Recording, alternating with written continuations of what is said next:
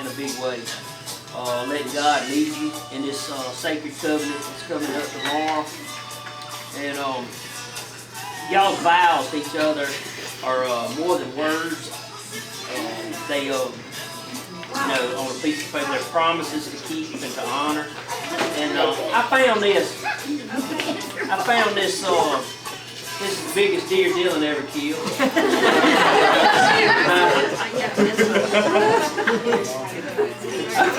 I found it at one of our hunting spots. It was a shed that something had dropped. It wasn't very big. And it's been decorating his bathroom for a while. But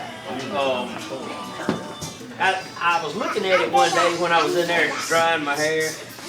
And I was thinking, you know, how God always gives us object lessons. Little things out in the wild. I pick them up all the time, and He reminds me of scriptures and things, and His creation, and how real He is, and how awesome He is, and seeing that horn. It was one of those things that I got to looking at, and I thought, you know, the way marriages and everything are based on. You start off with a single base, like a foundation, and I know y'all's foundation is built on the rock. You know, he always talks about Jesus being our foundation, our relationship with God through Christ, and that's that foundation that I know y'all are basing y'all's marriage on, and it's a base, you know, for a deer. That's his base right there, and it's always something else to come. So, you know, life is not easy all the time. Life's rain is going to come, streams will rise, and the winds will beat against y'all's house. But with this foundation y'all's marriage is built on, I know it's going to last, because it is on the rock. That rock being that relationship with Christ, and it comes from Psalm 7. But this horn is one of a buck's major lines of defense, a weapon to combat its enemies, right? Most of the time. A line of protection. So most of y'all's enemies won't be of human nature. They're going to be the powers of darkness, the prince of the world. It tells us about it in Ephesians 6:12. And the only way you're going to be able to defeat any of that is to rely on God, and by faith let the Holy Spirit, you know, fight your battles for you. James 2:19 reminds us demons know God and they shudder.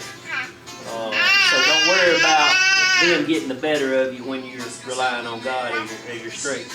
They have no power against you. Therefore, they have no power against the one that He has given power to, which is a child of His, a son or a daughter. You know, y'all gonna notice this horn forks from the base. And this reminds me of the fact that although each one of y'all have been part of a home for so long, and Morgan, you've always been right there by your mom. I heard her say that you always told her even if you got married, you was going to still live with her. Dylan, I didn't think he'd ever leave. But anyway, y'all got to leave. I mean, if you're going to leave and you're going to split, you know, we don't do things as much with y'all anymore. No, they don't. Yeah, they do. That's right. Genesis 2:24 reminds us, for this reason a man will leave his father and mother. And it's not just the man, it's the woman. And as hard as it is, sometimes y'all, you know, have to see how it is away from home. Start your own thing. It's part of growing up. Reality at its finest. But it's not the end of the world. You know, just a new season of life. And Morgan, you may be leaving your mom and dad. Dylan, you may be leaving our home. But the other half of Genesis 2:24 says, even though y'all are leaving mom and dad, y'all going to be united. You will be united to your wife as y'all become one flesh. So, you know, so Morgan and Dylan, even though y'all have gone your separate ways from homes, y'all are going to be joining as one again. So y'all are two separate people, different lives, different hobbies, different likes and dislikes. But y'all's marriage is creating y'all into one person. You are His, He is yours.